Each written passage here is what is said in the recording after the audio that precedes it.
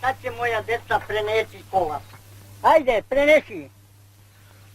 Ajde, braćo, pomozite i vi. Što poboga uzora ovaj put, ha? Eto, 10 godina se sudim sa državom.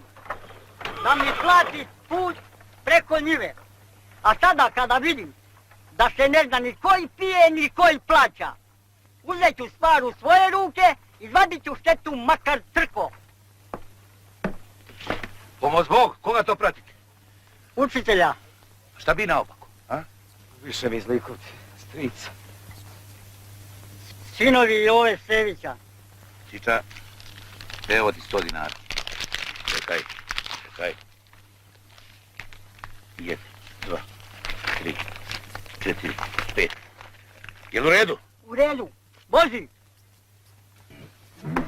Ajde, svi napolje. Šta je sad? Naplatili smo, šta sad doćeš još?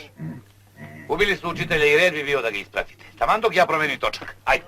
Ajde, blago meni, ajde. Brže.